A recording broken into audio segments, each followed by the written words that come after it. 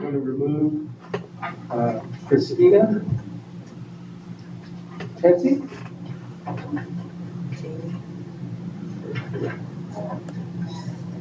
Okay. With the updated agenda, do I hear a motion? I'll make a motion. Second. Okay, motion by Moore, seconded by Bender. All in favor? Aye. Aye. Thank you all. Yes, sir. All right.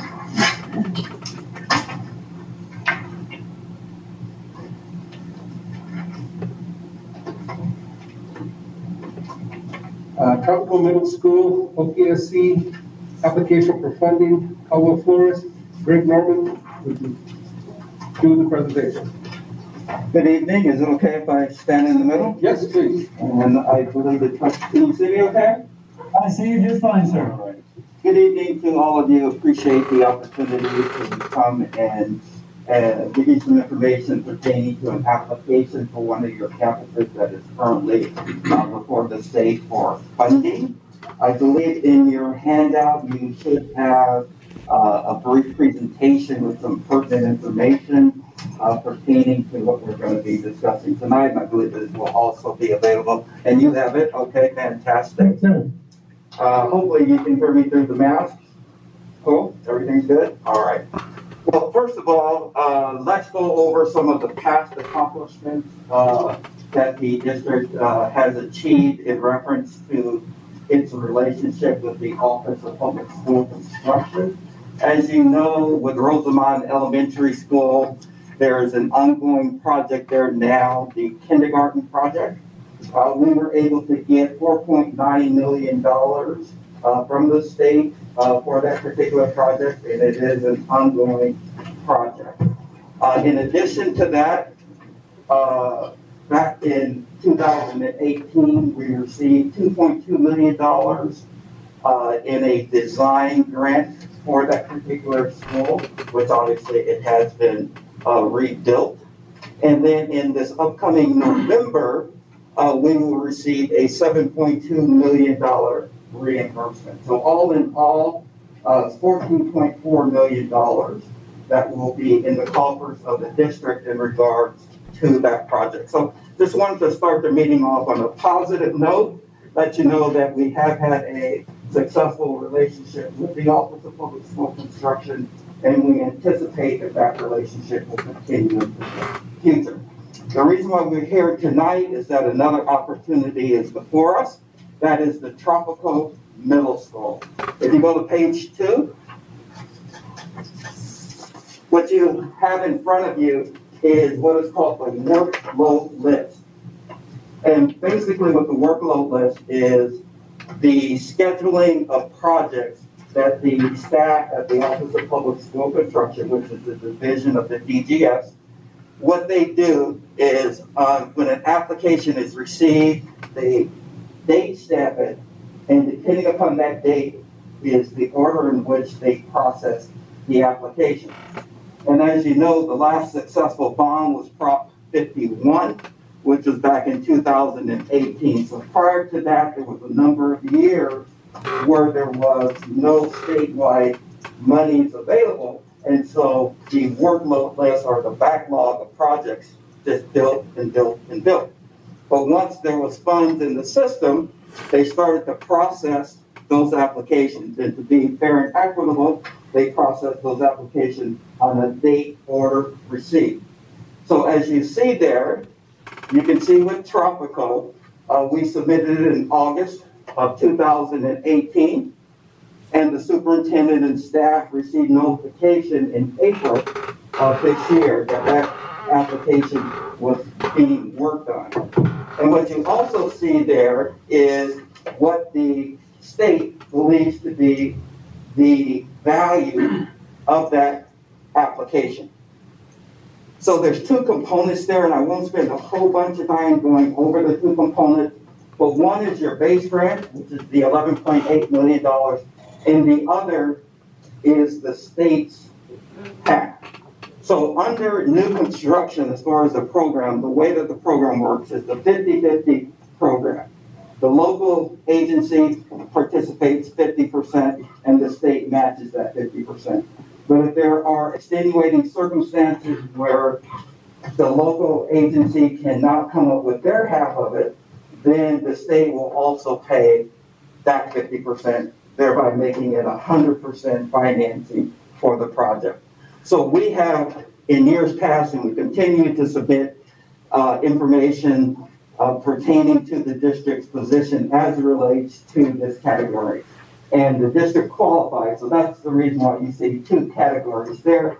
But the total project cost based upon the application that is currently in line is $23.7 million. And we'll go into detail what that $23.7 million is constituted of. But wanted to let you know that this is a real project. The state has received it. They've recorded it. They've done an analysis of it.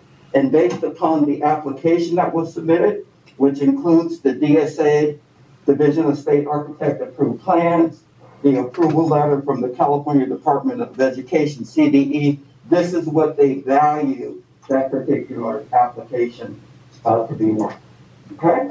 So that's why we're here tonight, or at least why I'm here tonight, to discuss this with you, to let you know what options are available in order for the district to make what I believe to be a critical decision, what the next steps are in regards to this particular application. Okay, so that's the information. This is interactive. If anyone has any questions, want me to get more details, please interrupt me, because I'm going to ask you at the end for some dialogue, and hopefully in days forthcoming, you can have some dialogue with the superintendent and staff to instruct her what your wishes are in regards to this particular application. So please ask me any questions if you need more information or clarification. All right. So that's the project. It is on the workload list.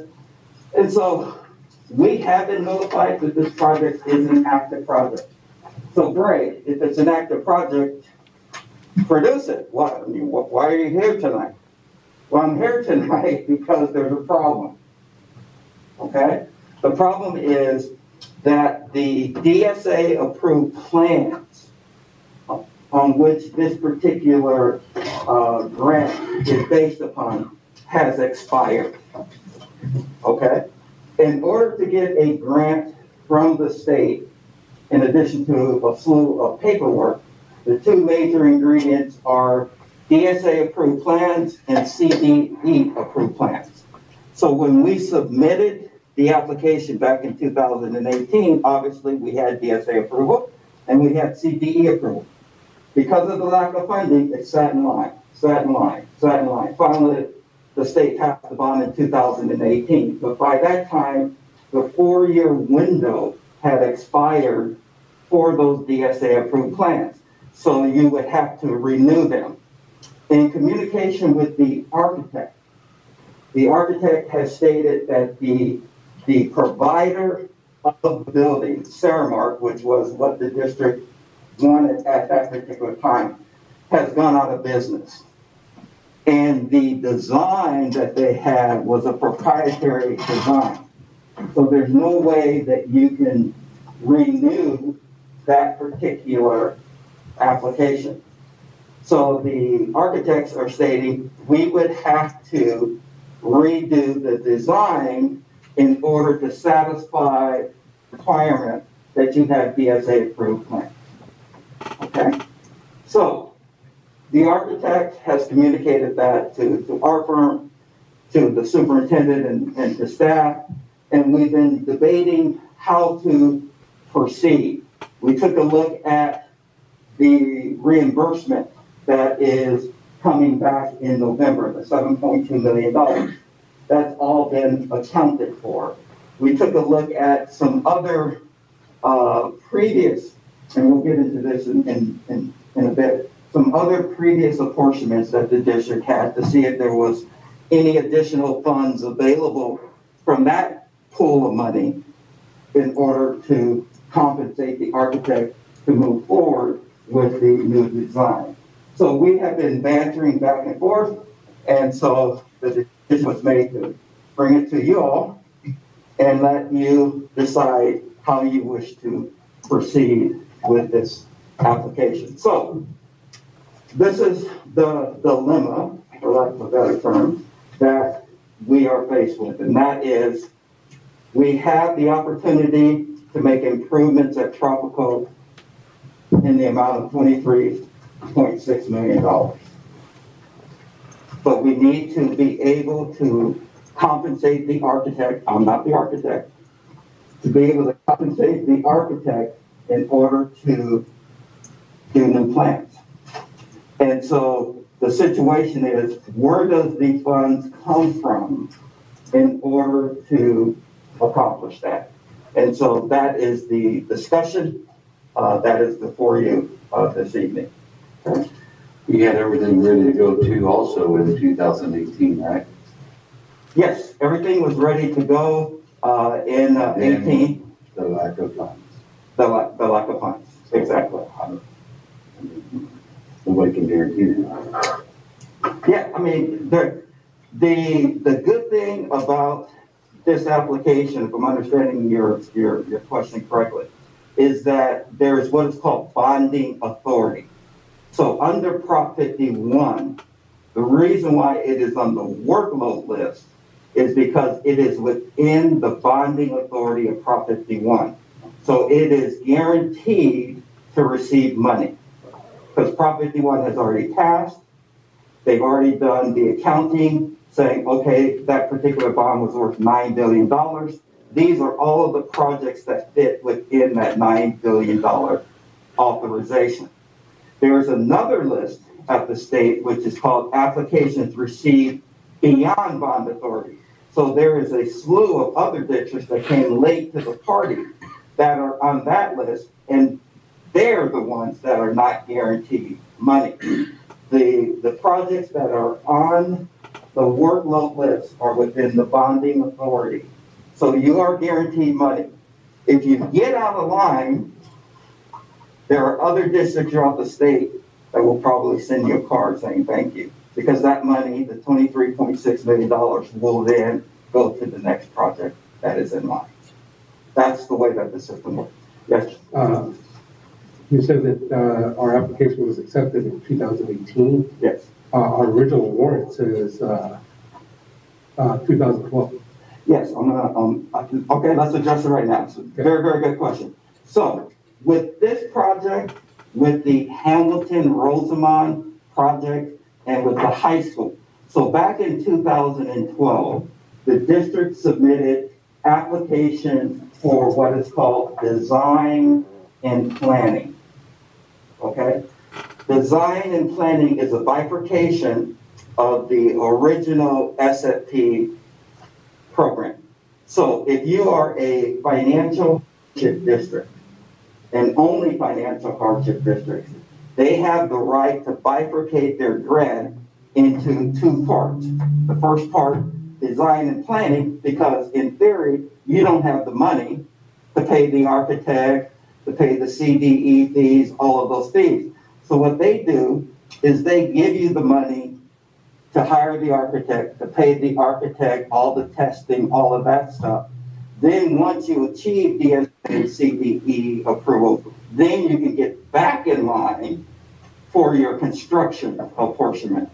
So yes, back in 2012, the district submitted applications for 3 projects. One that is already complete, which is the Hamilton-Rosamond Elementary School. So that project, as you can tell from the page 2, received $2.1 million in a design in 2012 along with Tropical. The district utilized those funds, paid the architect, got DSA approved plans, used a local resource to build the school, and then we're getting a reimbursement of $7.2 million.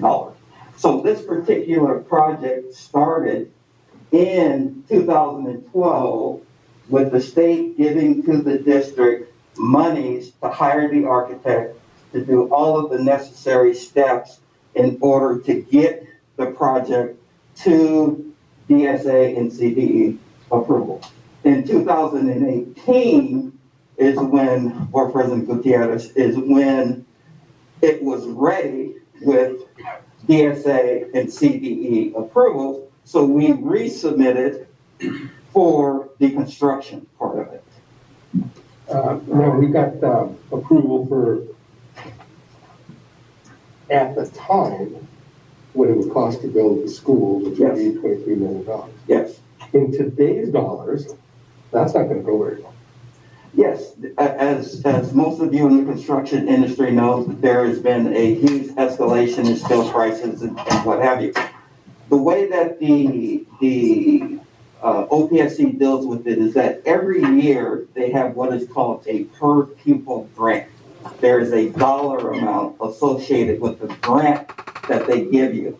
And so it's a cost of living adjustment, basically. So every year they give more dollars to that particular grant. So in their minds, the $23.6 million is in today's dollars. Now, there are many, many districts that have complained to the OPSC. They use what is called the Sierra West Construction Cost Index. For whatever reason, that is what the state of California decided to use in order to value construction. So if you go into the Sierra West Construction Cost Index and you look up 12 linear feet of sewer line, 3-inch pipe, they will tell you in that book how much it's supposed to cost. In the real world, it may cost something different, but in their minds, in order to create a fair playing ground, they have to determine, okay, what is a pipe worth in Fresno and what is a pipe worth in LA? We're going to make it worth the same regardless. And so it's not the first time I've heard that the grants that the state gives are not sufficient, but that is what the program is. Right. I just know that $23 million in 2018, we would have got this built. Okay. I'm worried that we'll get a project started and we're going to be $3 million behind at the end. And the project. Yeah, let me give some background to what the board president is speaking of. The project, the DSA approved plan, there is a scope of work, okay? And let's get into that since it's been great. So page 3. Oh, hey, you beat me to the punch. Okay, so where did the $23.6 million come from? On page 3, there is intended to be built 26 classrooms, standard 960 square foot classrooms. There's going to be 2 SDC, special day class, non-severe classrooms built. There's going to be a whole bunch of site improvements, including a brand new library and brand new play fields. And there was another item in the original bid. And so the discussion is take the library out and just build the classrooms in order to try to get it to come within budget. So the task, as I see it, is the state's going to give you $23.6 million. How can what is the maximum I can build within that amount of money? It may not be everything that you need. You, instead of having VCT tile, maybe there's something else that you substitute it for. You don't build the library. So there's ways from a construction perspective to try to get come within budget. But the big picture, as I see it, is that there is the $23 million there. So basically you're saying that we can have change the, what we submitted before, as long as we stay within the budget of $23 million? Yeah, so what I'm saying is the $23.6 million is generated by the number of classrooms and the loading, the statewide loading of those classrooms. And so the state loads each classroom at the middle school at 27 pupils per each grade level. And the grant is a little bit over $13,000 per each student. Yes. So since we have to get another architect to do the plan, would you take into consideration in today's dollars the 26 million and the changes? Obviously, if you have to get a new architect to redesign, there would be some changes and modifications to kind of account for budgeting in today's dollars versus 2018 dollars. Yes, and in the Monday meetings that the board president sits in on, there's a couple of entities there, the architect and your construction manager. And so this is something that they are looking at to try to get the new design, which would include the 26 classrooms, to try to get that to fit within today's dollars, within the budget. So the new design needs to be designed to fit within the current escalation of construction costs today. That is the task of the professional that the district has hired to make it fit. And it's just like with any budget. You have a fixed amount of money, like your grocery budget. I have a fixed amount of money. I want some Twinkies, I want potato chips, but I can only buy with the amount of money that I have. But we have to come up with 26 classrooms. Yes, in order to generate the 23.6 million. You can always go less than that. So say, for example, from an educational perspective, the superintendent decides, well, we really, based upon declining enrollment or whatever the case may be, we don't need 26 classrooms. Maybe we only need 20. So you then get the dollar amount for the 20 classrooms, which would be something less than the $23 million. So you build what you need, and then the state tells you how much money you're going to get for it. So what are the costs for the new architect design? I did have a conversation with the architect. I've shared that with the superintendent. The architect understands the position that the district is in. It's a long-standing relationship between the architect and the district. His only thought is he needs to pay his subcontractors in order to produce the ESA and CDE plans. He says he's willing to do that for $200,000. And he will delay his other fees until the district receives the apportionment from the state. So he's willing to partner with the district in this regard. So if the CBO can't find, and we're going to talk about, I'm going to make a statement, and I'll give you the backdrop to it. If the CBO can't find where other funds that have already been given to the district are, then you're going to have to look for other areas to come up with it.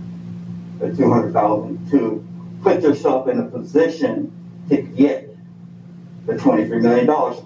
And the last slide is options. So I'm going to be very, very upfront with you what your options are and your next steps are. And then it's up to you to decide what you want to do. But I'm going to tell you what the options are. Okay. So the $2 million, the state has already given to the district $2 million to design Tropico. It was given to you in 2012, and the CBO is trying to find where those funds were spent. If we can locate them, then it's a done deal. We just use the funds that the state has already given to us.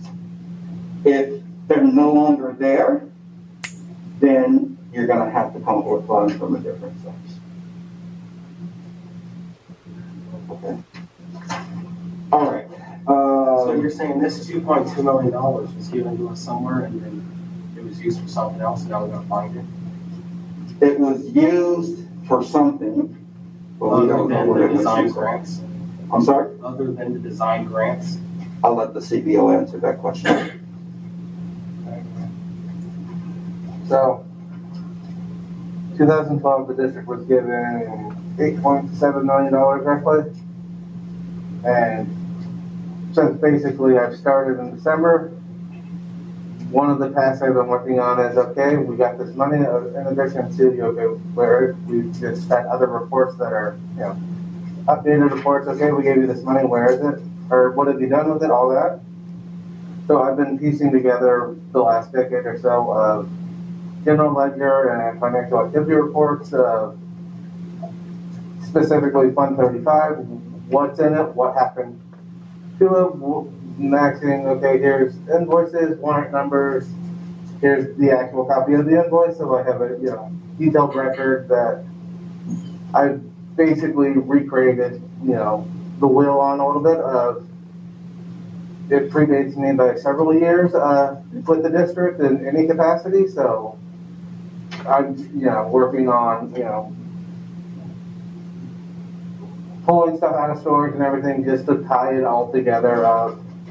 We have this invoice, okay, here's the vendor, let's, see what it is and where it's going. So yes, it's a work in progress on that regard. Okay, I can see very easily top-down numbers of, okay, beginning of the year, here's the balance, end of the year, there's the end of the year balance, just, not piecing together everything in the middle of, we started at X, how did we get to Y, and, all of the steps in between, and if it was a part of a project, which piece of the project did it go to, and everything else, just so that at the end of the day, when all of the dots are connected, they're making a coherent picture instead of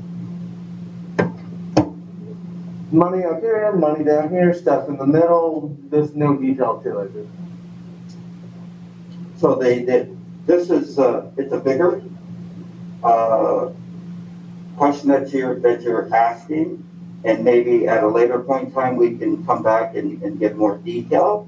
But let me just say, at this particular board meeting, in 2012, $8.8 million was given to Southern Current for the design and planning of 3 projects: Rosamond Hamilton Elementary, Tropical Middle School, and Rosamond High School. So the district received $8.8 million. We can't find the $8.8 million. Okay? So the state requires that the district on an annual basis submit how those funds have been allocated. And the former CBOs have done it. They haven't done it religiously every year. And the state did send to your current CBO all of the filings from the previous CBOs so that he could get a head start to try to locate where all of these funds are. Okay? So whether you move forward with tropical or not, you do have an issue with accounting for the $8.8 million that you've already received. And that may be something Superintendent Gaines to talk with the board about at a later point in time. Okay? So, options. So these are the options as it relates to tropical. Your first option is the simplest one, withdraw the application. Just withdraw the application.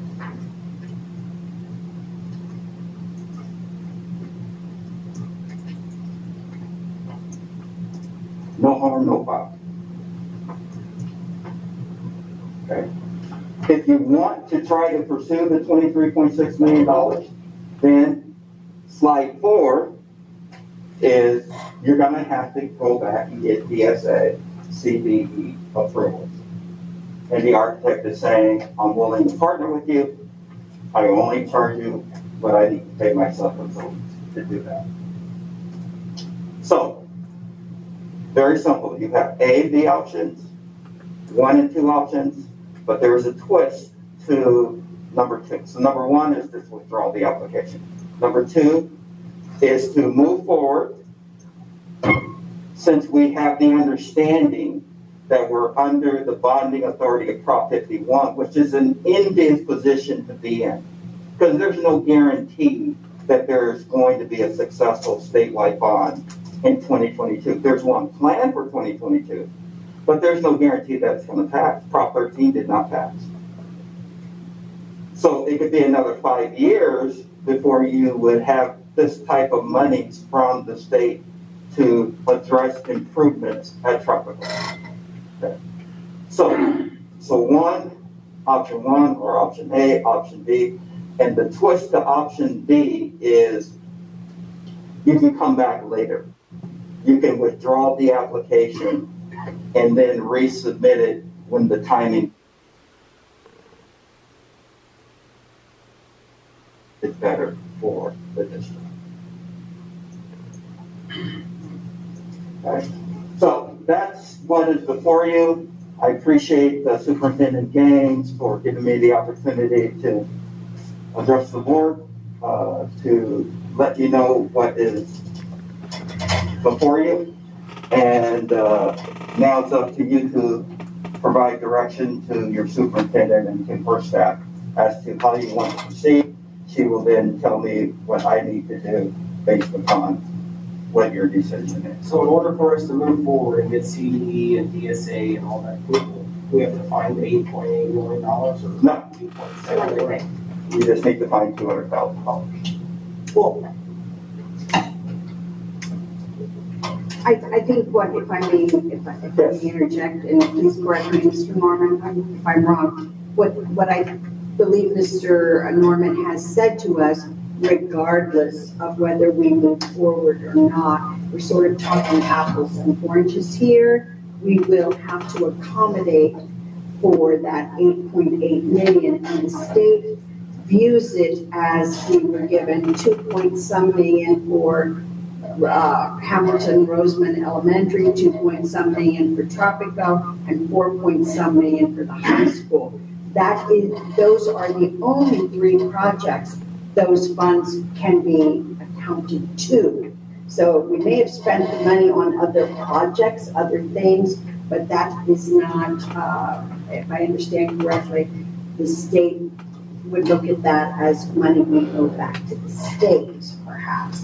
But we are in the process of accounting for as much of that. Robert has been working diligently on that. And so we're talking that 8 point something will be done regardless of whether the board decides to, walk away from this project or not. That does not stop us or negate us from having to pursue what happened to the 8.6 million.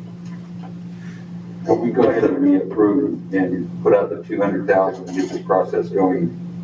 And we can't find anything on that 8 million. Do we now get 12 million to try to build 26 classrooms? The state will give you options. So there's what is called a 50, SAB, State Allocation Board 5006 form, which is a closeout form, and DELO, which is detailed listing of project expenditures. So what Robert or an outside consultant is going to do, they're going to locate all of the expenditures that they can for that $8.7 million. And let's say 2 million of it is unaccounted for. The district will be sanctioned for that $2 million, but they will give you over time to pay it back, or they will hit your eligibility. So what they will do is they will take it from your eligibility. So say, for example, right now you have 200 pupil grants that's worth $3 million. They'll just say, we're going to take that from you. So there won't be any cash out of pocket. You just won't have monies that would have normally been available to you. So you're confident that our $22 million is going to be funded to us? Yes. If we get everything ready. If we can duplicate the application that is currently in line, the 26 classrooms, the 2 SDC classrooms, that money is there. If we make a decision for something less than that, because we don't need those many classrooms, then it will be less than the $23 million. But if we duplicate the application that is in line, that is the value of that application. A couple weeks ago, we talked, and you were saying that at this point, we really don't get the 23, we get 17. The question, and I hopefully I cleared that up with Superintendent Gaines. You were not at that meeting, but so let me clear it up now. So what I was saying at that meeting was the $23.6 million was there. One of the participants asked, okay, if we were to submit an application today, what would it be worth? And I went into this long diatribe about the fact that you have over 1,000 pupil grants tied up in the high school, which you have no plans for. And the fact that you tied up, and new construction is generated on a district-wide basis. So it's not site-specific. So if you've tied up 1,000 pupil grants at the high school, which you have no plans to do, that means that the middle school can't use them. And so I was saying that since the state took a look at the reimbursement for Hamilton, Rosamond, and if you recall, there were 9 portables that the state didn't know that the district brought onto the campus. Those 9 portables are considered inventory. So they said, we're going to nick you because you now have surplus or you have capacity that we were not aware of. So in order to free up all of the pupil grants to utilize them for tropical, then we're going to need to take some of those back from the high school.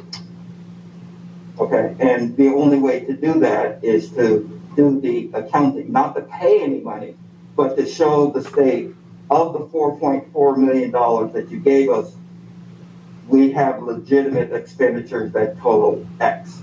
So say there is $2 million unaccounted for. They're going to deem you out of that 1,000 pupil grants, they'll probably take 200 pupil grants away, but we still have 800 left that we can then put to other projects that are more readily shovel-ready type of projects. So it's basically, we drop the high school project completely, knock it off the board, Yes. then we could potentially just go ahead and finish up tropic at the end of 23. Absolutely, absolutely. And you're gonna, and like what Superintendent Gaines said, whether it's today or 2 or 3 years, you're eventually you're gonna have to account for the high school regardless. Yeah, eventually. Yes. Okay, that helps a little bit. All right, any other questions? Everyone good? All right, thank you. Thank you.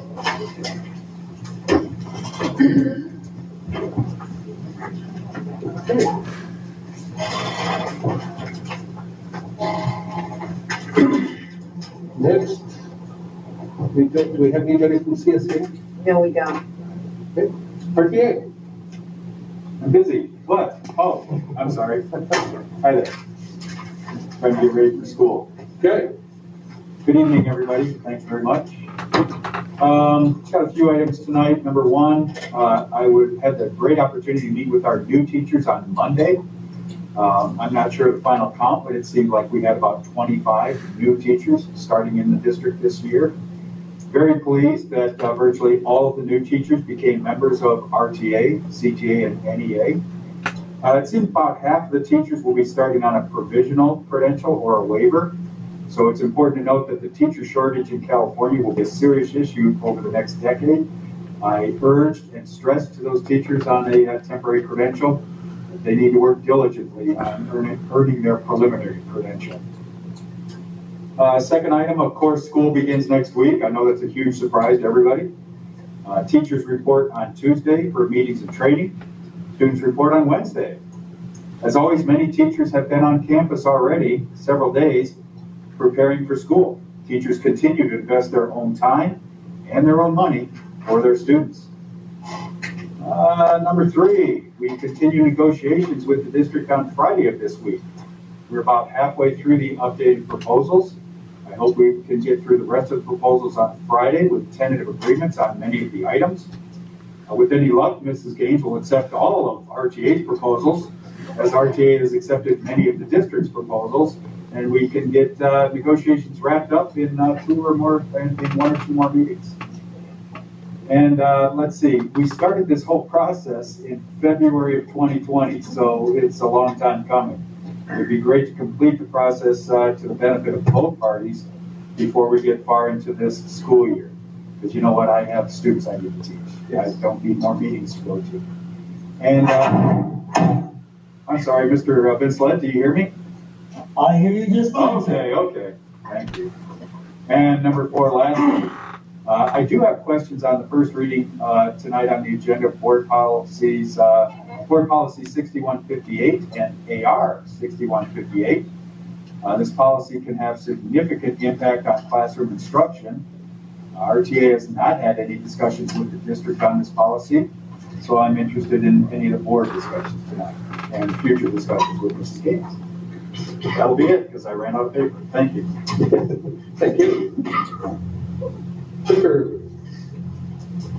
Alrighty, well, Greg covered a little bit of what I was gonna talk about in terms of new and ongoing construction, what I've been devoting my time towards.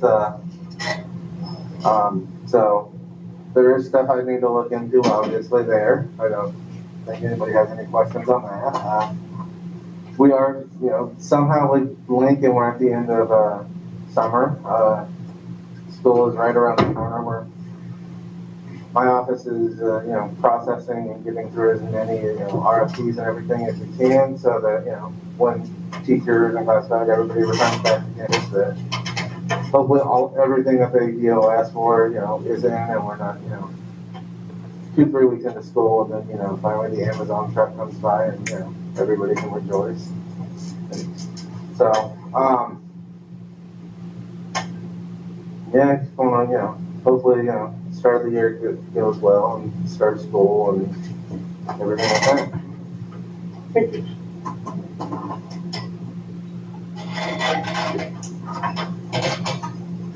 Assistant Superintendent in Instructional and Curriculum. Good evening, everyone. Should we use this?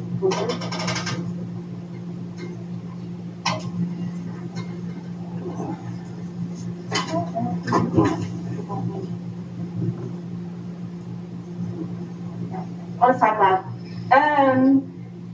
As you can tell, our wall of backpacks has depleted quite a bit. We used to have about 4 or 5 more rows. On Monday, I had 2 different times that parents could come pick up backpacks for our foster youth and homeless students, as well as a few others.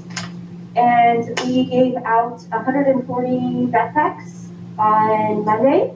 And I have another parent coming in and picking up 6 or 8 tomorrow that wasn't able to come pick them up for her family. And so we are at about 148 going out already. I plan on setting up another day for them to come on in and come to pick up their backpacks if they haven't done so yet.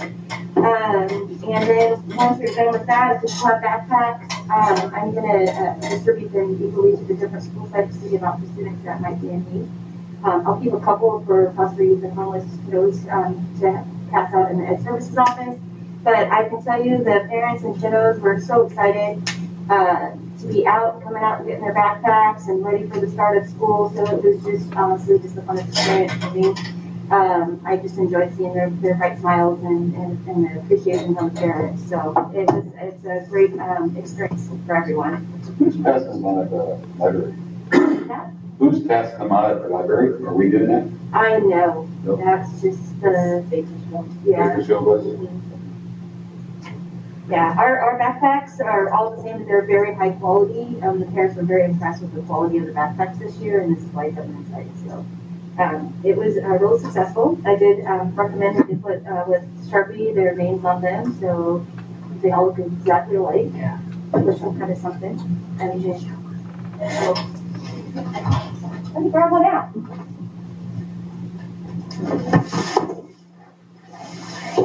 Each one of these boxes has 5 inside that are completely full. So this is the backpack, and I can if you can see, it's a nice material. It's high quality. It's not one of those cheap ones that you can get at Walmart. It's gonna last. It's gonna last with those students. Quite a bit of time. Huh? You put 100 pounds of books in there? I'm thinking so. It also has some really nice little contraptions in here where you can hook and plug in your Chromebook and things like that to charge inside of the backpack. Is that battery pack? Yeah, I don't think it has a battery pack, but it just has a little charging port, so you don't have to take it out of your backpack. You can just have it set inside. So inside of each backpack is a nice binder, and inside of that binder we have a pencil pouch. And each pencil pouch has, I believe, 2 highlighters, 2 blue pens, 2 blue black pens, and 5 pencils that are pre-sharpened. And then there's 2 spiral bound notebooks in each one of them. So it was a pretty nice thing to pass out to the students that were able to come and pick it up and then hopefully get somewhere to come on and check them out.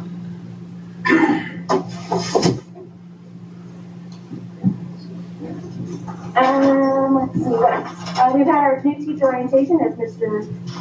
Coleman over here stated. We got to meet the new teachers. We did as well, and that was on Monday.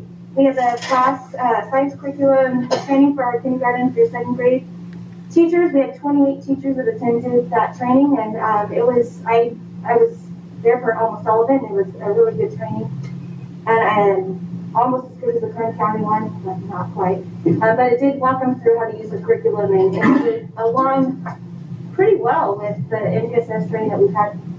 The county superintendent of schools, so the curriculum really goes well with the strategies and that the Kern County office has provided our teachers. So that was great to see. Today they had Aries and Tech training that Dan provided for our new teachers, so that they're all ready with all of the tech pieces that they need every day. In the next few days, we'll have McGraw Hill Social Studies for our elementary teachers for the new curriculum that was purchased. And at 6th through 12, we'll have Into Lit, Bedford English for 9th through 12th grade, Nat Geo Science, Social Studies training for 6th through 8th. And then on Friday will be the class science training for 3rd through 5th grade. and then I retrain for K-2. Parents are coming in daily to enroll their students, so our enrollment office is booming every single day. I'd like to send a huge shout out to the office staff and Ed Services. They are phenomenal. Anna, April, Noemi, Yesenia, they will all just jump up and help whoever they can. They're just doing such a great job. Just reminding parents that Ed Service office continues to be open daily for enrollment for this school year, and make sure you come on out soon because school starts pretty quickly. So, that's all I have. Thank you so much. Thank you. Superintendent, Human Resources. Good evening, Human Resources. We are also very, very busy. We have numerous classified positions that we're looking to fill, and we're doing interviews daily. We are continuing we're only about 3 teachers short, special education teachers.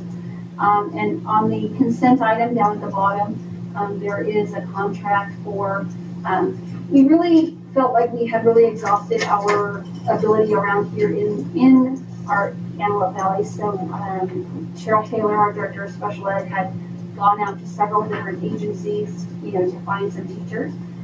Some of the pluses for that is we do find credentialed teachers. So we still go through the interview process with them to make sure that the teachers that we, really want to provide for our students. We have found some really high quality teachers, not only for our special ed, but also just in interviewing this summer. We have found a lot of teachers, coming to us with credentials.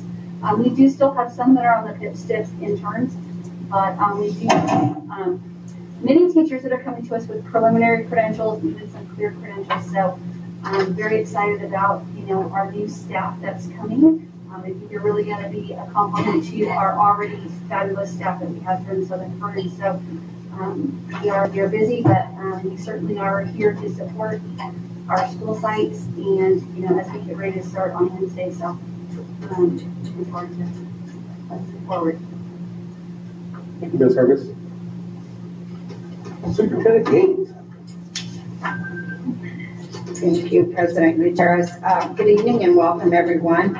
I want to thank our psych admin who have joined us this evening. Thank you all for coming out. I know that they are very, very busy at this time of the year preparing their school sites for the return of our wonderful students next Wednesday.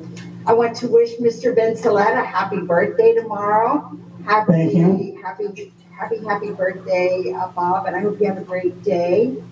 Also, in your packets, board members, you received a copy of the Starbase article that talks about Southern Kearney Unified School District and also Mojave Unified School District. Our students, we are sending 12 of our freshman girls. Mrs. Akanimi is coordinating this program with Edwards Air Force Base.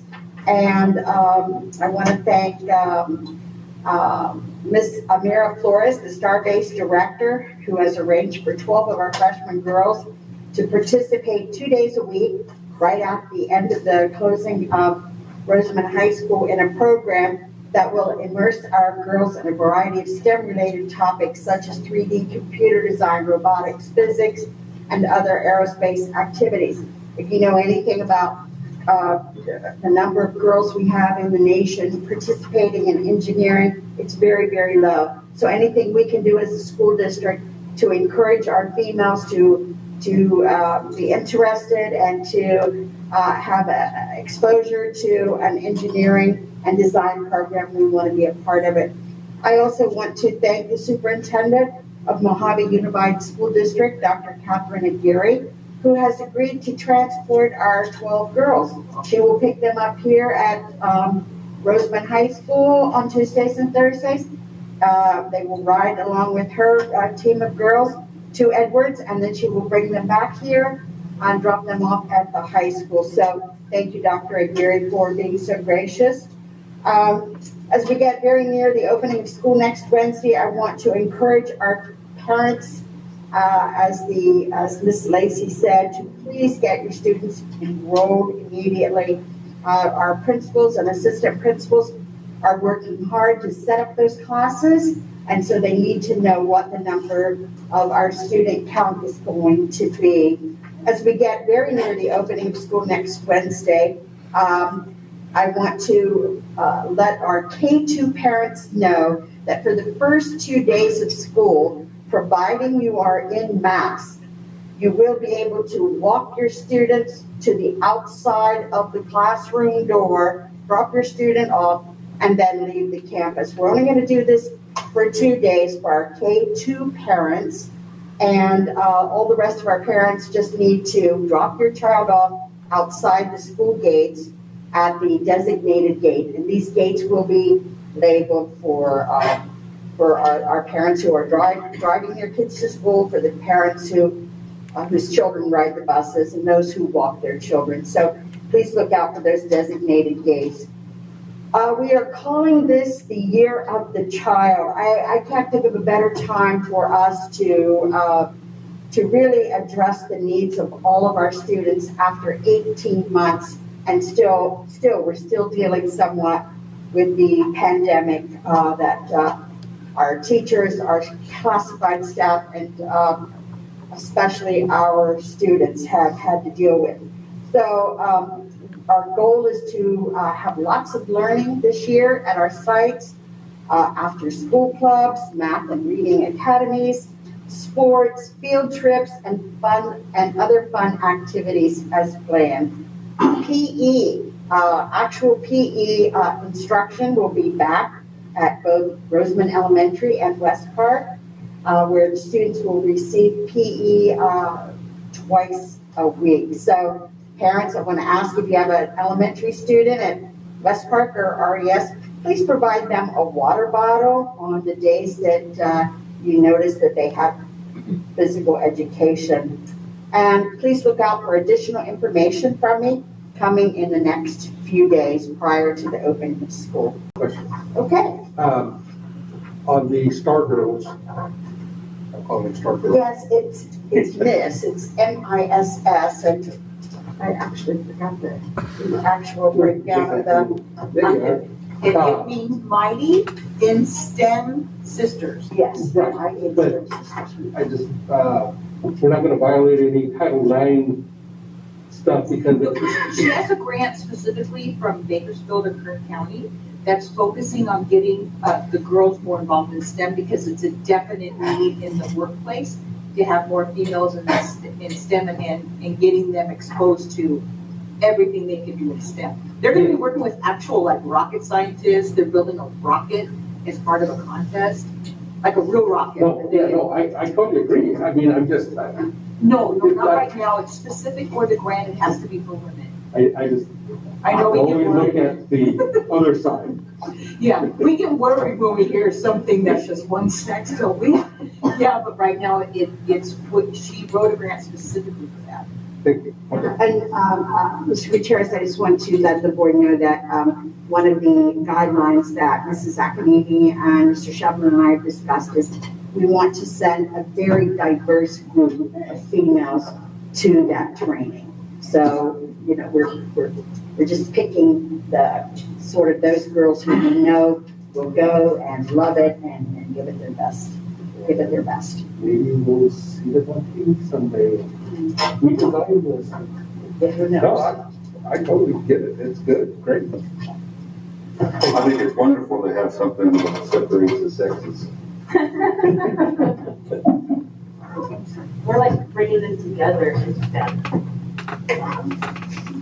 Well, what I'm hoping it could also do as well is stimulate their interest in some of the STEM, where maybe they could go feed into one of our CT programs called manufacturing, where they learn CAD, they learn how to like make things, learn how to work a lathe and all the saws and things that we have in manufacturing. So I'm really hoping that that can fuel that interest and then maybe feed into some of our CT programs, or even our robotics club.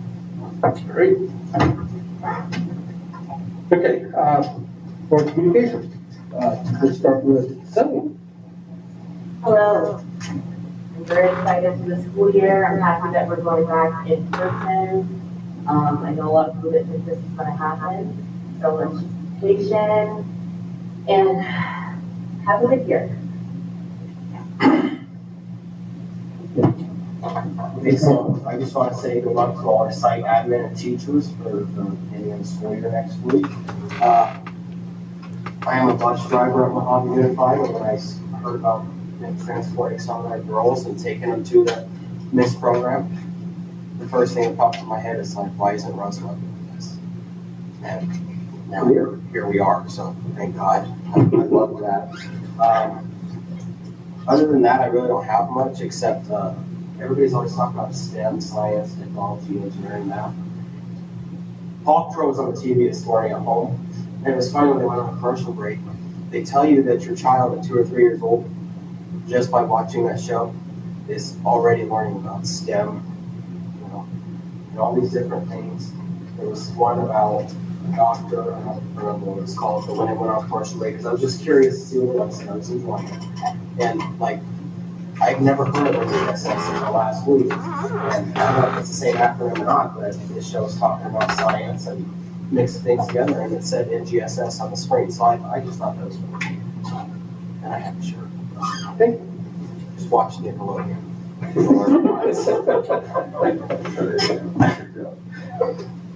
Ms. Bennett? Me too. I'm excited this year to get back and get the kids back into school, and I just want everybody to enjoy their school year, and enjoy the time, and let's just have fun again, and let's have a good, successful year. And looking forward to it. Mr. Gonzalez, you have anything? Well, yeah, I'm really glad to see the program for the girls. They need to, I think, understand it's not, being a techie is not just for the boys. And, you know, being a techie, for a male going into the technical side, is no different than for the girls. So hopefully that will, as Barbara says, get these girls interested in that technical side of the house. I got 3 techies in my house. They're all boys, but I sure would like to see the girls get there. One of the things I do monitor, as everybody knows, the Facebook page. This is for the parents out there. If you, there was a comment made that I didn't get the information on the backpacks. So I keep telling everybody, please call your students, school, and talk to the administrators, let them know so that you can get on the email address so that you're not left out. And we know that's going to happen, but I emphasize that a lot on there. And I think all of us should do the same when we see it. So as far as that goes, I kind of miss being with you guys because, you know, there is a lot that I miss. But I will miss Vermont more because the lake temperature is about 75 and the outside temperature is 81. You know where I'm at every day. I'll leave it alone. Other than that, look forward to being back in person. We'll be back in town on Saturday, late Saturday evening, and I probably will try to attend 1 or 2 of the school openings on Wednesday. So that's where I'm at. Thanks. Thank you, Bob. I just want to echo what everybody else has said. Everybody's, I know, jumping for joy to be back in school. I know my grandkids are. They can't wait for next week. So, good luck with that. And I have a kind of a question presentation for the board and the audience. Your little sheet that was handed out to you guys earlier, that is our Roseman Bell that used to sit in front of the auditorium in front of the old Roseman School. So it has been taken down because someone tried to steal it.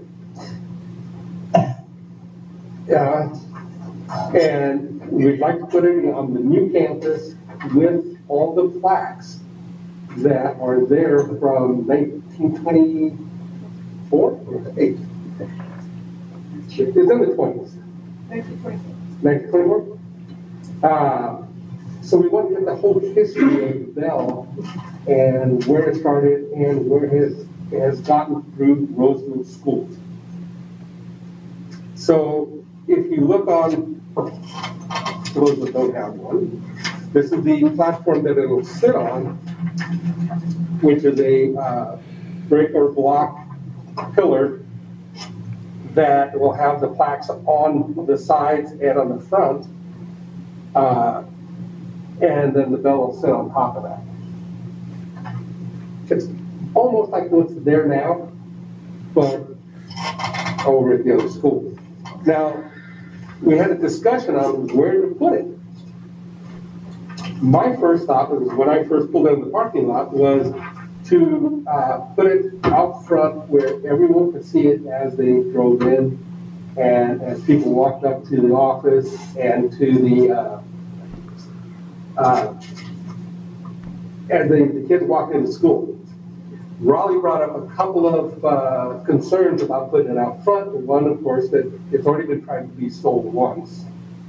So security for the bell is one of the problems. Because I thought about putting it like right there where the flagpole is, which would look really neat, but Raleigh brought up a good point of the security of it. The other one was, if you go to the school and the big gates open up, there's that planter area in the middle where as kids are coming in, that would be the first thing they see. Which could be a really nice option, and it's behind locked gates, and I believe there's a camera right down the corner that can actually see that. So that's one place. Now, Santiago and Natalia, I met with them yesterday, and they showed me a place that they want to put it, which would be just north of the cafeteria, where there's going to be a grass area that will be put in behind the new classrooms that are being built now. And it's right next to the shade structure where the picnic benches are, outside of the multi-purpose room.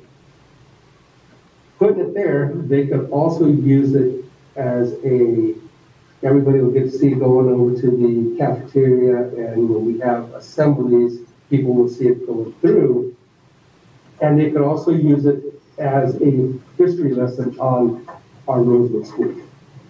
So I wanted to bring this to the board to show them where we have looked and have everybody get their input, and then we will, as a team, along with the school, decide where to put this up. But it really needs to be put up at Rosewood School, at the Rosewood Elementary School. Question? Why not the first grass area that's by that first when you walk in the gate by the office? There's a grass right there, and then anybody walking by right there could see it. That's the, if you look at this, That's the You don't have it. oh, no, if you look at this, that would be this area. Thank you. Mario, what school is this for? Rosewood Elementary. Okay, I thought it was, but I hadn't heard that. And since I didn't get a copy of anything, I'll pick that up, Barbara, on you on Monday. Let's see what On the this. numbers are. Please. We have yours. Three's the one that Natalia. Where's this? No, number 2 should be the one, I think it was labeled number 2. You want it by the cafeteria or? The one by the administration cafeteria. building? Did they what? You want it by the cafeteria? Yeah. Yeah, that's number 3. Okay, that's number 3. Oh, it's number 3, they changed. I think They changed the number. Okay, they changed the number now. I think we should put it there because that's where it was. Mr. Gutierrez, if I can just add something. The reason that we were looking at the one east of Building I was because it is adjacent to the table and the seating area that's already there. And that is going to be a grass area, part of the construction. And we thought, what I remember most about the bell was my first year here, I was invited by the Historical Society. And one of the first things they asked me at one of their evening meetings was, where is the Roseman bell? And it was very important to them. And I was like, oh, I'm not sure, but if there's a bell to be found, we'll find it. And so, of course, when I asked Raleigh, I immediately saw Raleigh have this grin on his face. And he said, I know where the bell is, Barbara. So I said, that's good news. So we thought by placing it on that grass area adjacent to the tables and the benches, et cetera, that if there was like an event on that campus, whether it's parents, students, historical society, community members, whatever, that would be a great area for them to be able to sit and enjoy the bell and maybe reminisce and talk about all, the history behind that bell. And I think there is something to be said about placing it inside the campus because there has been a security issue with it previously, years ago. And I think if we're going to spend money, because it will cost money to erect that design, that we want to make sure that it's in a secure location and try to protect it to the best we can. So that's why we were leaning toward that grass area. And that's option number 3? Yeah. Yes, it's the little, this one right here. So, Yeah. I can't read the number on it, to be honest. I see it. That's option. So this is not an action item, this is just information that, I was asked to do some surveying, I guess you call it. So, yeah, I've been kind of busy at a lot of the Monday morning construction meetings, the Wednesday meetings, I'm getting meetings out. Meeting with our financial people, trying to salvage the Tropico money. At one point, I was so frustrated that I just threw my hands up and said, I'm done. Because they keep changing the rules and they tell you, okay, here's this money, get it planned, we get it done, and they hold us up until the plans are out of date. So now we got paper plans again. That is so frustrating that, well, that's government funding, so. I'll leave it. That's just the government for you. Yeah, I know. Anyways, this is something for you guys to chew on. So we'll revisit this as we go along. But I'd like to get it within the next couple of months to finalize. That way, as soon as they get all the getting ready to do all the dirt work and everything and the grass and everything there, maybe we'll have time, and then we've got to get bids on where they're going to put it and how much it's going to cost us and all that. So there's still more stuff to come. So think about this, and we'll see what we have to do on that later. Mr. Gutierrez, we will be getting a bid for the cost of this. I don't know what you would call it, bell and enclosement, probably in the next few days, and we may have to, because there is a little bit of a sense of urgency on everybody's part. We may be bringing this back to the board on August 18th for a decision. Okay. And where would the financing come from? Is this general funds, is it site funds, is it ASB or donations? We'll see on that, depending on what the financial hardship would be for it. We may end up having to go to get donations on it. I don't know. But it will get put up somehow. I can't make a donation. I'm just asking, I can't. Yeah, Because I'm on the board now. yeah, well, it doesn't get, okay, you can donate as long as you do not use the donations as a means of advertising whatever you do. So it doesn't give you an advantage financially.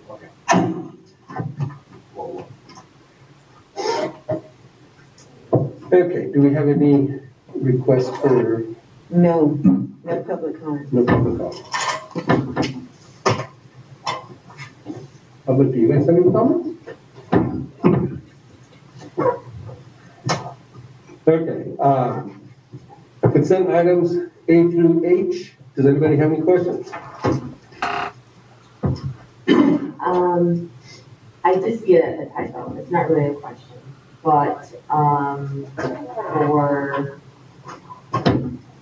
the vendor contract, it says it goes until 6/30/21, which is past, so I know it's confusing. You see what I'm talking about? I missed that.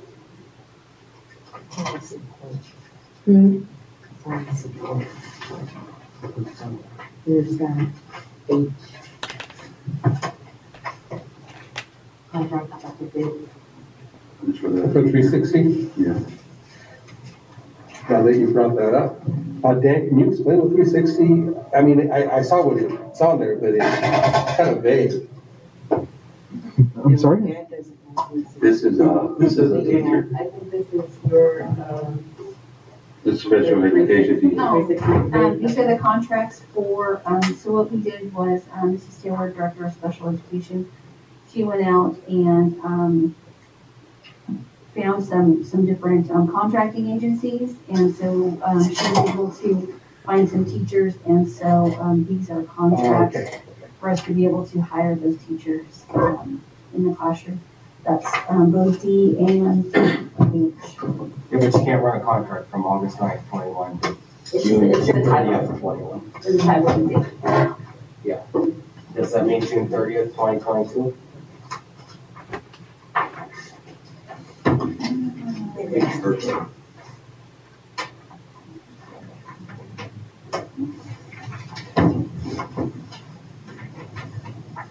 Yeah, it would be reverted back rather than forward.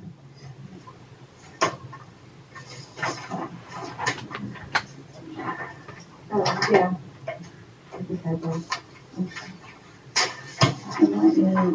That's a typo on our part versus the contract. I was just saying that says final contract with superintendent secretary by July 30th, 21. Now, is this one teacher? No, that's two for recruit teachers. We're gonna pay somebody to recruit teachers for us? Isn't that what our job is? This is specifically for one teacher, but we don't pay, We do not pay benefits for them. So if they're part of an agency, we pay their salary, but the agency will pay their benefits. Yes. Yeah, that's kind of like they're almost like subcontract. Yes. But they are hired, some of them are hired, and I'm not sure if this is on the note, but some of them are actually hired by, the agency simply finds them and then sends them to the district where we interview them and we hire them. And then there are other agencies that have like a finder's fee. We don't have any of those at this point, but they have a finder's fee, say, $10,000 or $15,000 to say, hey, we found you this teacher, if we were to contract with them. So we kind of try to stay away from those, but many of them are just sending teachers to us to be able to hire. And then there's another. So this isn't a teacher that's coming on site and teaching? This is, yes. Yes. And And we don't have a so, problem with that, with contracting with anything, RTA? I mean, they're teachers, and so, this one is a teacher that we will pay their salary, and the, company pays their benefits. I mean, if it's legal, I don't know. Yeah, it absolutely is. I mean, they've been doing it for many years, but. So it's not an agency that's buying protection, it's actually a teacher coming to teach. Yes. So,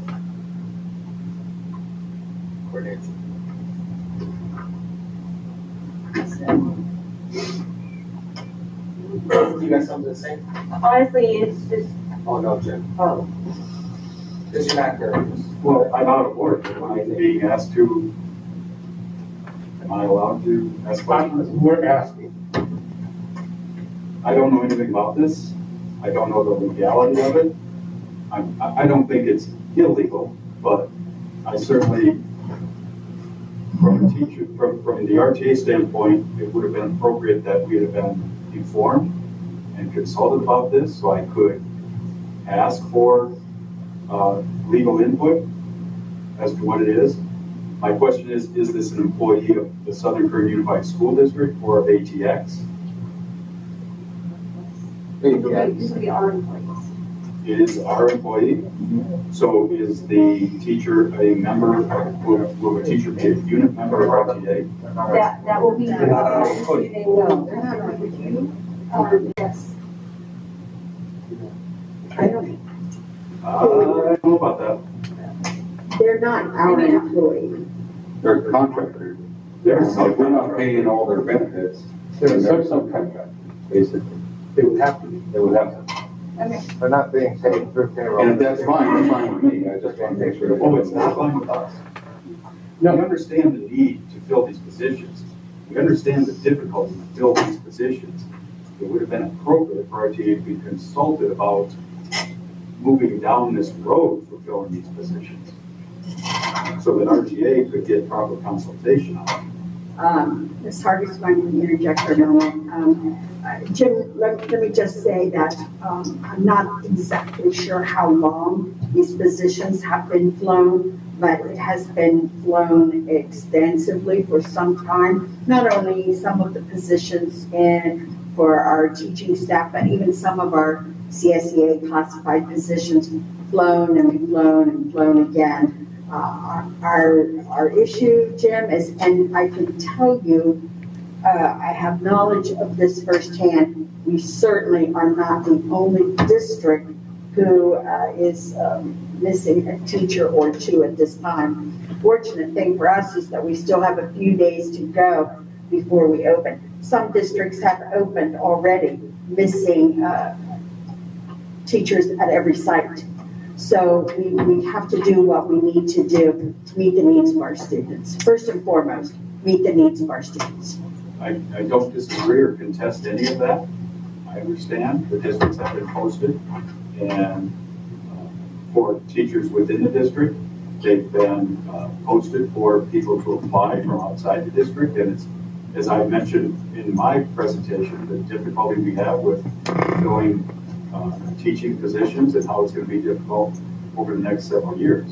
But now we're talking about opening up a can of worms with bringing in private contracting services that impact the bargaining unit, the exclusive bargaining unit within the district, and it's being done without any knowledge of the exclusive representative, RTA, or any consultation on it. So I may not be able to have any input on this or not. I don't know, because it's the first I'm hearing about it.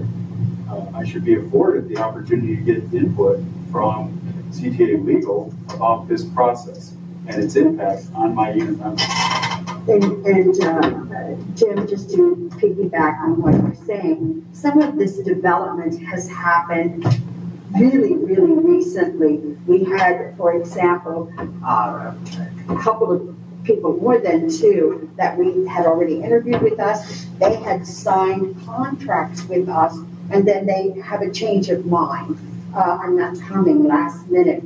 So this probably wouldn't have happened, or we would not have had to resort to this. We don't like it, Jim.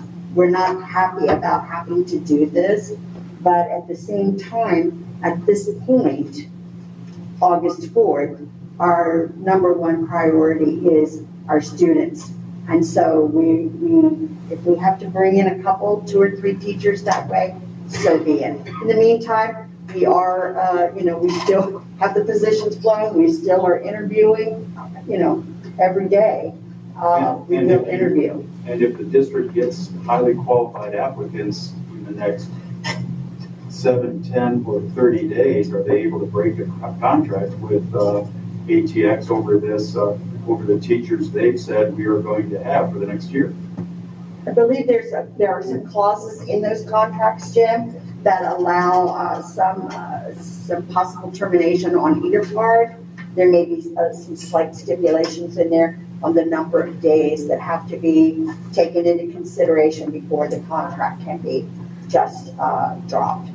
Yeah, Jim. And I apologize to have this discussion in a board meeting. Right. It should be a discussion at separate.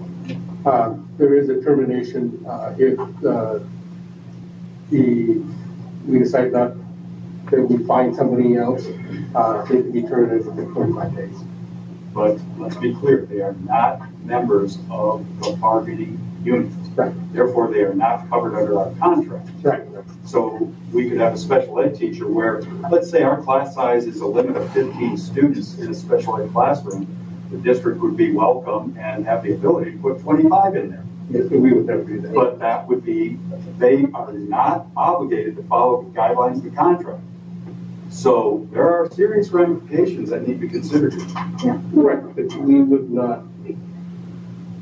So let's say, hey, you're coming from the outside, you're not in the bargaining unit, we're gonna give you 25 students because you're not part of our TA kind of deal. I just think that's unfair, that's like, I don't say common sense. I don't think the district would do that. I agree with Mr. Gutierrez. I agree with Mrs. Gaines. I know our first commitment is towards the quality education of the students, but you understand where my concerns are coming from. Once we begin allowing the subcontracting of services, whether it's within the RTA bargaining unit or the CSEA bargaining unit, which is a much more concerning issue because of those types of services. This is a very concerning can of worms we're opening. I understand the need. I mean, just understand that we would not have taken this route if we could have. I mean, earlier this week, we had 11 spots to fill. I mean, that's significant, you know, and we're talking about we want quality education for all our students. We want to make sure that, you know, all of our students are safe, you know, in our special ed. Those are some of our most at-risk students. So we want to be able to find qualified applicants. And, you know, unfortunately, this was the route that we took, you know, when we said, okay, you know what? All of our surrounding districts are having a really hard time filling spots. And we're having a hard time filling spots. And this was, you know, an avenue that we thought, you know what, hey, these people can offer us some assistance, you know, and send some folks our way. There are some people that we interviewed that we said, you know what, we're not interested in those people. You know, there are some that we said, yes, we, you know, are very happy to have them as part of our district. So, you know, like I said, we would not have taken that route if we could have found them, but they're just not out there right now. I appreciate all of that. I would have especially appreciated having this conversation a week ago with the district. Thank you. So I need a motion? One more thing. Our leasing, classroom leasing, I started this when I first got on the board. Are these classrooms over here, are they paying for themselves? I mean, we're renting them out or doing something with the college or, I mean, we're spending, what, $4,800 a year for these classrooms. Are they? Maybe with the former wrestling camp? Yes. Yes, the agreement with the AV union covers the lease. Yeah. It's still going and covers our lease? Yeah. And is there any other ones we have that we need to say enough is enough and let's return them? That aren't being used? Not that have been brought to my attention. I know when I came on in December, I believe early, either December, January, that we, you know, sent some back with mobile modular that were no longer in use, that, you know, we weren't using them, we don't need them, please, you know, do what you need to, get them off our property, for lack of a better term. But, yeah, so, to my knowledge, we're not, any of our modular leases are for buildings that are, you know, in use and not, we're just rolling contract year after year, just out of habit. And they're paying for it, they're paying for themselves. Yeah. Because I'd like to go back and, at the time of redo the lease and try to reword some of this stuff that they've got in here. Basically, they're telling us that it's gonna cost you twice as much to return that thing, and you need to put it in almost new condition. So it's better off for us to just keep paying them the $5,000 a year than approach the returning it. But somewhere along the line, if they're not being used, and I thought there were several that aren't being used, but if we are using them and they're paying for themselves, fine, but I want to double check and make sure we are. Yeah, I will follow up with the training facilities to make sure that, And then see if there's any way we can reword this stuff in the lease to where, that's just not right. And we gotta pay twice as much for them to come haul a piece of garbage off, but then we gotta make it into new condition. Yeah. Which is not right, especially having them for 10 years or whatever we have. Actually, after a certain amount of time, we want to turn it back in, they can say, Well, we haven't got there yet, at least not that I've heard of, and what was it, 16 that we pulled out of, Roosevelt Elementary? 14 or 16, right? 14. Yeah. Those, actually, a lot of people around town bought one, and they paid to have it moved.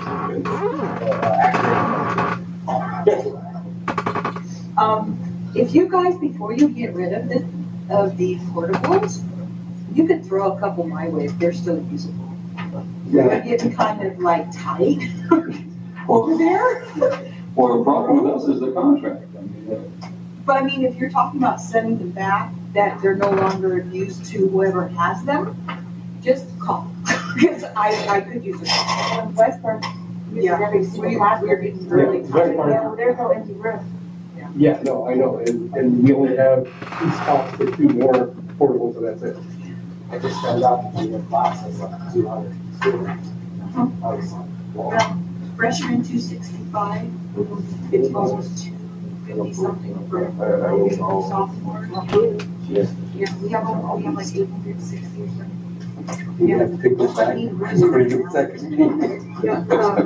The second meeting, to my knowledge, we do not have any extra portables. Even the ones that the consortium has leased, they lease them all. That's what I And they are have getting ready to kick open again adult education very, But very just for the soon. future then, Yes, Yeah. yes. if you find something, kind of think about us over there. Okay, thank you. Thank you, We will. guys. Thank you. I make a motion we accept. Okay, motion by Bender, Second by Moore. second by Moore, all in favor? Hi, 5 ayes. First reading, review of, approval of special release board policy, and that, we just got a copy of it this evening. Yes. Would you like, No, I have, oh, you have, it was part of the packet. So. No, this was, No, this is sort of this is not the board policy, it's just an explanation. Mr. Torres, Miss Lacy, and I worked on this yesterday. Miss Lacy added more things to it today, and we probably would, this would be kind of a little work in progress for the next day or so until we finalize it and get it on the website. We have a little explanation on the website, but this is just the Southern Current interpretation of CSBA Independent Study Board policy that is part of the new law, AB 130. And where that stems from is currently, as I'm sure you are all aware, there is no distance learning offered, and Southern Current will open up with in-person learning plan for all of our students. However, that said, we are fortunate enough in Southern Current to have an independent study school. And so whether we were in COVID or not, we have those students who the shoe doesn't always fit. So we have those students who do perform better or for whatever reason need to be in an independent study program. And so this is basically saying that parents, the option, there is no distance learning, but if there is a reason your child needs to be in a program other than in person, we do have and will follow AB 130 and provide independent study for those students who qualify. That's basically what that's saying, and it explains what we will provide in that program for our students. And I believe Mrs. Lacey just offered to email it to me. I'm doing it right now. So, yeah, I was just. Thank you. And we will be adding a little bit more to it, Jim, in the next couple of days. It's a work in progress. Thank you. You're welcome. I'll make a motion. Motion by Moore. Second? Second by Hepburn. It's the first read. All in favor? It's approval. It's an approval. It's a reading and approval.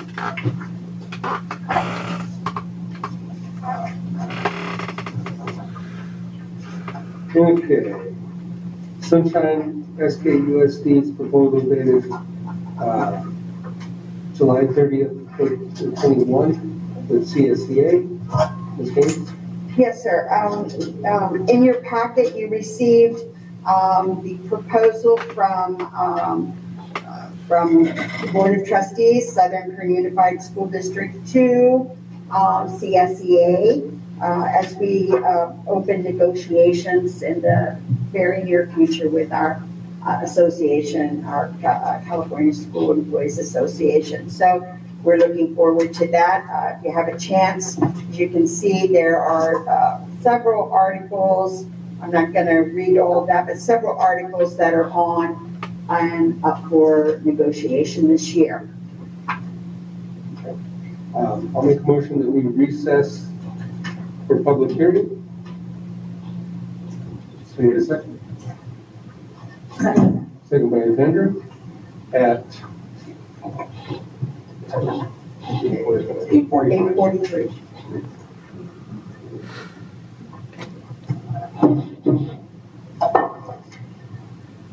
Okay, do we have any public comment? It's hot today. Yeah? Okay, I'll make a motion that we go back to our, resume our meeting. Second. Second by Vendor, all in favor? Aye. And 8:44. 8:44. Okay, Sunshine SCCA's proposal to Southern Kern Unified School District dated July 26, 2021. And I will make a motion to recess for public comment. Mr. Render? Our second. All in favor? Aye. Okay. Any public comment on that portion of the CSEA contract? Okay. I'll make a motion to reconvene. Second by Vendor, all in favor? Aye. Aye. At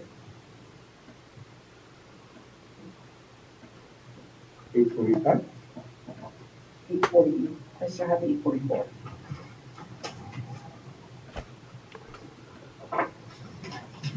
Approve agreement with, how do you say that? Laser fudge. The what? Laser fudge. Laser fudge. Okay. Good for review. All right. The reason I wanted to talk about this one separate, just, jumping out of the consent agenda with everything else, is that, pending your board approval, it may be something that, as it gets expanded, then you see the name again and again, and then you're like, we already approved this, why are we approving it again? Like, what is happening here? Overall, a broad overview of what it is. It's a software as a service where it creates, gives organizations the opportunity to create a repository of information, and it has expanded from that to being able to create interactive forums and once upon a time, everything was just on a server. Now it's cloud-based, which, allows for unlimited storage. I've worked with it in the past, in previous districts. It's on here as just 7 licenses. We'd like to pilot it for our business office and our special ed office, where especially in business with payroll and then special ed, we have documents that need to live forever. And keeping everything with paper, we have to figure out storage, and then we have to figure out, okay, we got payroll records we gotta keep forever, we gotta go dig them out in 25 years. Was it stored somewhere where it was climate controlled, or am I trying, is someone trying to look at an old timesheet or, record and it's disintegrating before our very eyes? To dovetail to, my very early experience with payroll, like a week after I started, I get a call from a retiree who worked for district 20 years ago. Hey, I worked here in the 80s. I don't know if you guys ever reported my sick leave, right? Where then figure out, okay, this guy I've never heard of. Okay, you were from 83 to 84. Let's try and put this paper trail together, and, this is a way to bring that all up to digital technology. We can scan it. It can be a living document, and creates the opportunity for, it's stored. It's not, in a hard format where then they get it, We're running out of filing cabinets today, especially in Sky. If you've been in their office, they're already wall to wall with filing cabinets. I think if we had any more that are any bigger, it's going to start messing the floor up. I don't, I'm not exactly 100% on what the weight capacity for these things are, but as more and more paper becomes stuff we have to hold on to, it's an avenue to start moving forward in that direction. So, will they come in to digitize the past stuff? There are companies that would do that service. I would recommend that we do it ourselves. There are these minimal investment in scanners for different offices of using previous district as past practice of, okay, we're doing our current year stuff. We're getting, as it comes in, we're scanning it, and simultaneously we're working through the backlog to eventually get everything scanned. It's all together. It's a slightly more interactive version of, some of these My Documents folder. Being cloud-based, you're not tied to, okay, I can only access it on this one computer. Folks that have licenses will have a username password, but they're able to interact with, if they got to look something up, and then, with Sally, they can, quickly log onto her computer or something like that. It doesn't have to be, okay, let me go to my office, I'll send you the file.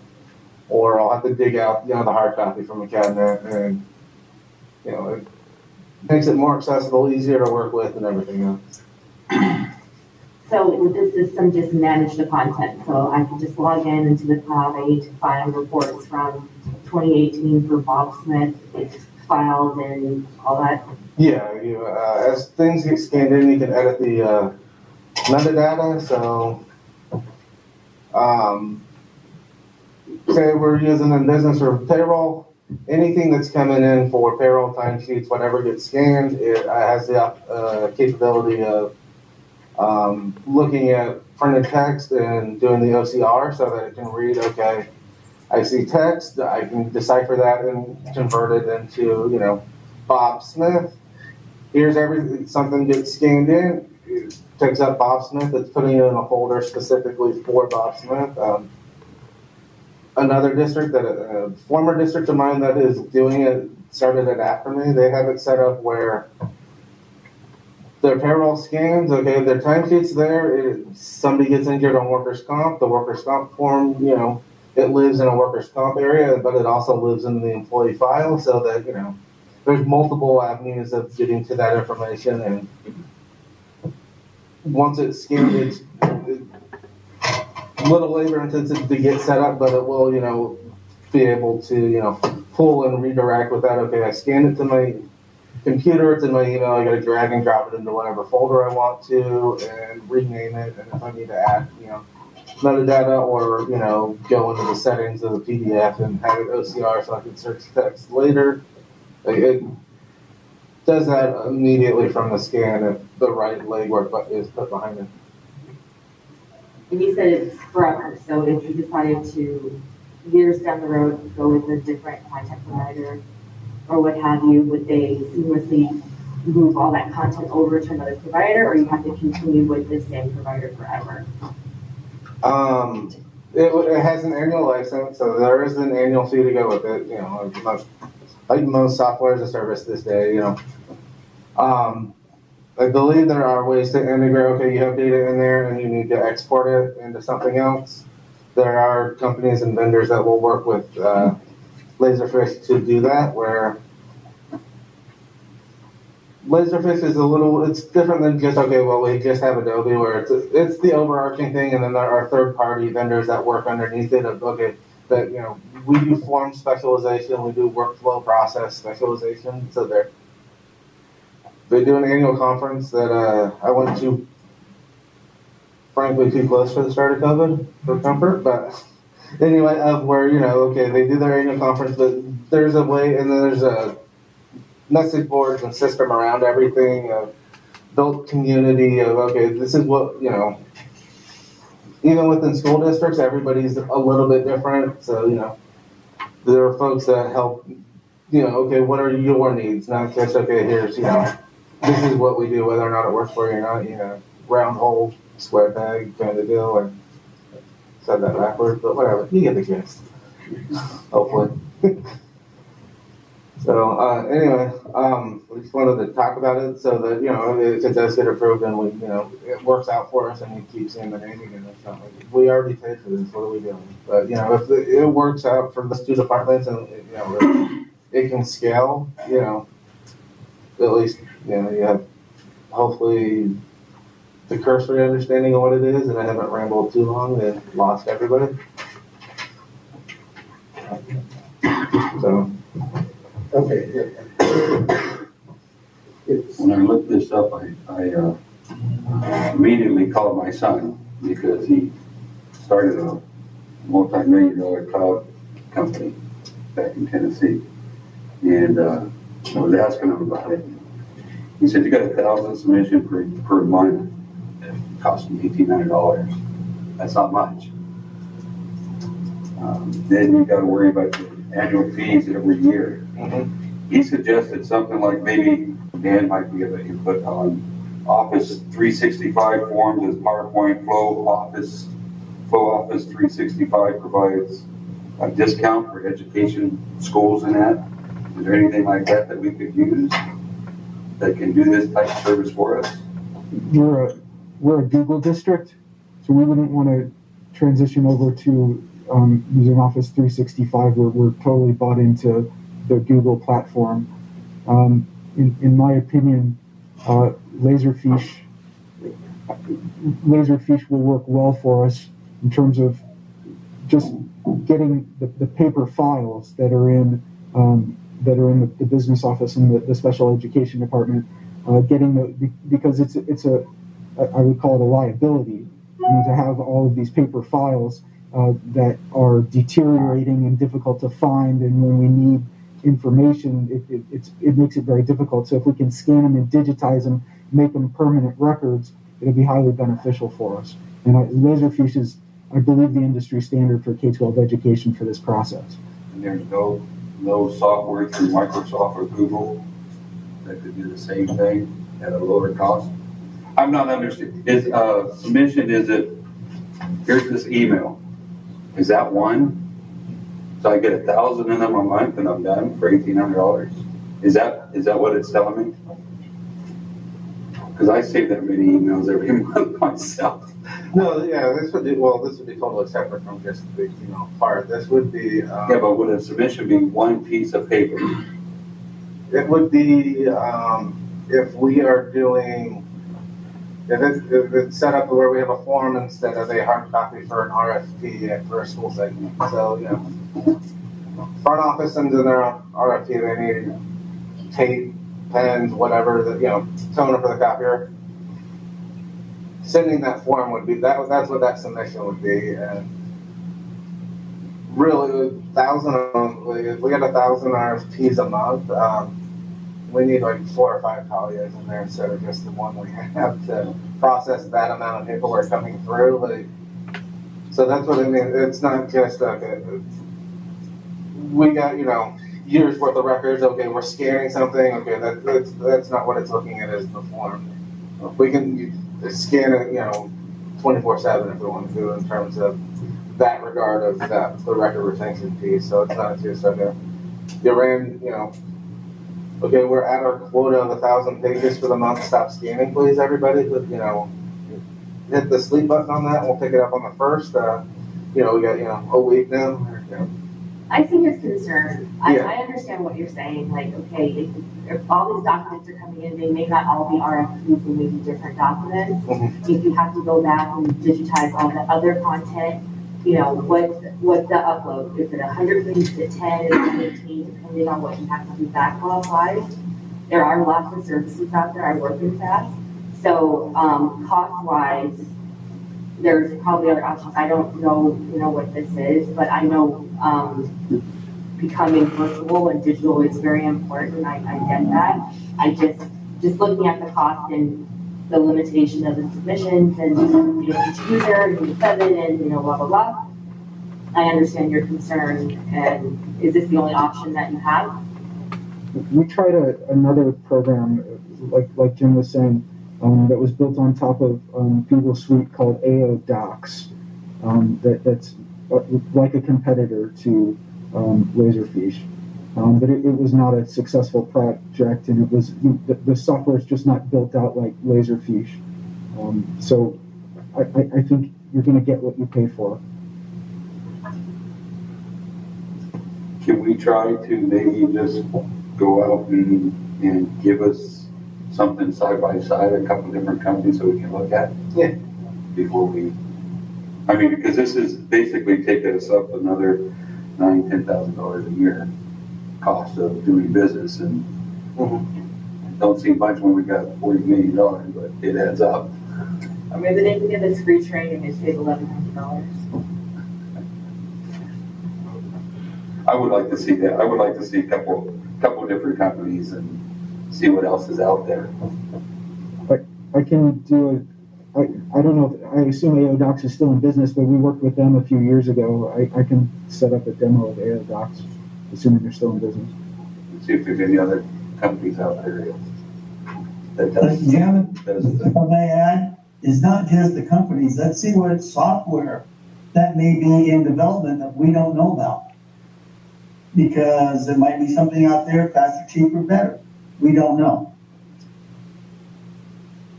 So it's kind of like we used to do an RFP.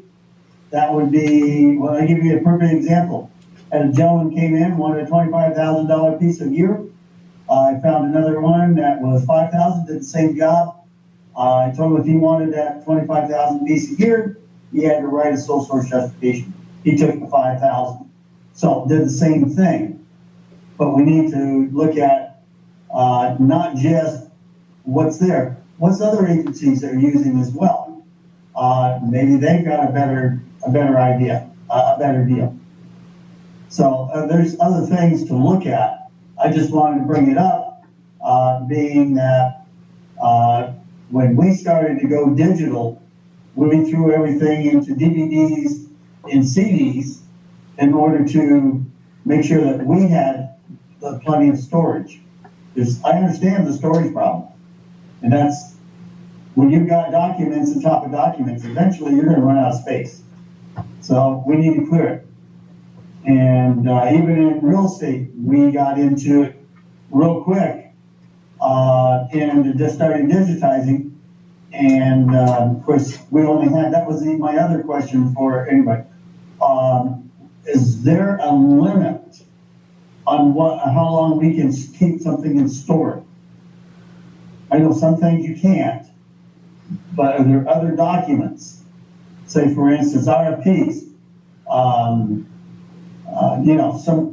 Because personnel documents, I understand, would have to be kept longer. But there's got to be other documents. How long do we have to keep them? So that's another question, at least in my mind. And as far as Enough said for me. record retention for invoices, accounts payable piece, 5 to 7 years.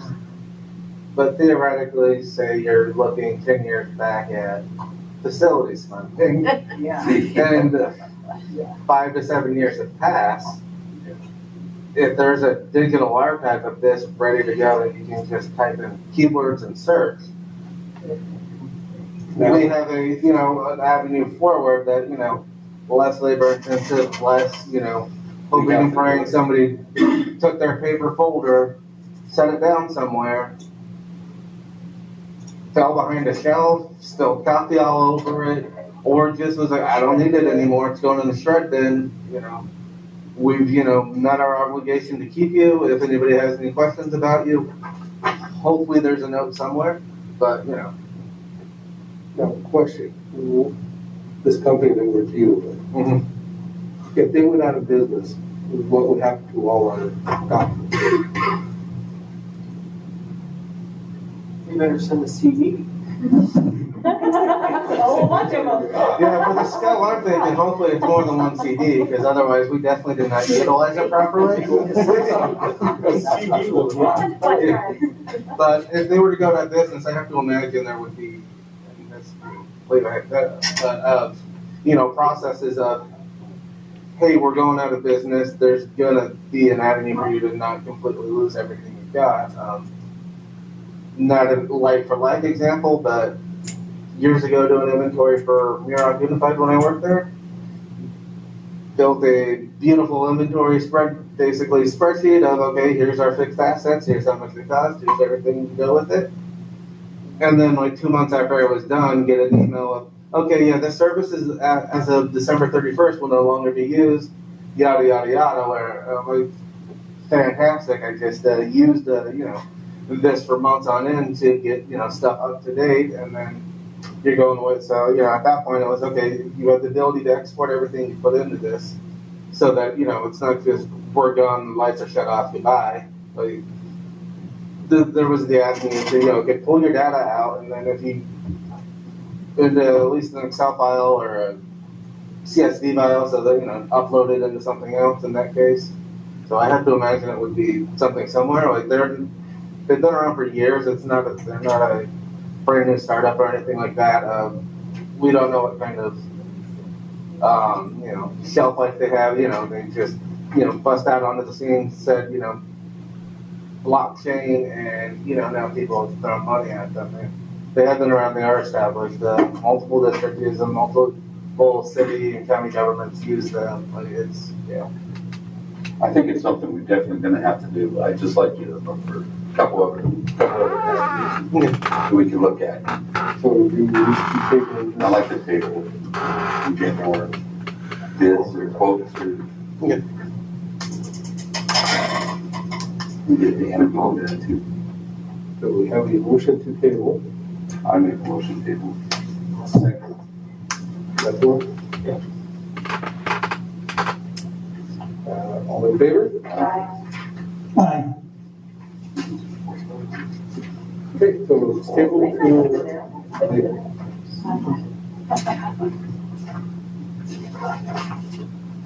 Personnel items. Approve the following list of personnel items. Either just hires. And there's no new positions, right?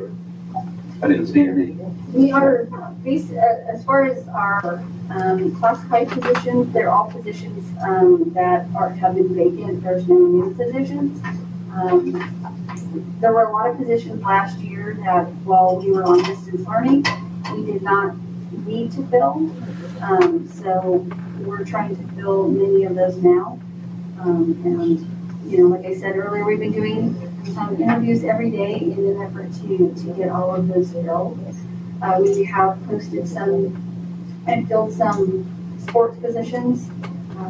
We have our teacher positions that we have hired, and then we also have some staff that have received their preliminary credentials, and then also some that have moved over on the column, and that is notated over here. And then down at the bottom, this is our, we're asking for approval to have some of our teachers that are working on a credential that are currently in waiver status. And then we also have a teacher that is going to be picked this year. So, and that's a provisional permit. And that's all legal now, we can do that. That we certainly did. Okay. So, yeah, we're working is, teachers, gen ed teachers, are difficult to find, especially teachers are really hard to find, that really we feel like we're putting our best foot forward and, for our kids, because, being the year of the student this year, we really want to, add to our staff, to really, we already have great staff, and we want to put some teachers in there that are going to complement that, and, have a great 2022 school year. Make a motion to approve. Motion by Bender, second by Hepburn. All in favor? Aye. Aye. Okay, before we move on, Jennifer, welcome aboard. I've heard some great things about her. I'm very excited to have her with us. And that's her back there.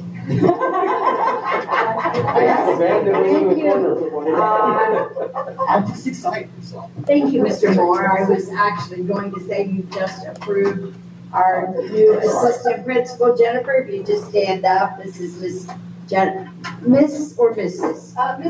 Mrs. Jennifer Sloan, and we welcome her to Southern Kern, and she's going to be working with Mr. Adams at Tropical Middle School. So welcome aboard.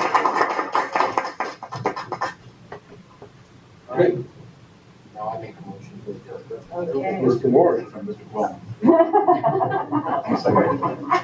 second by Bender.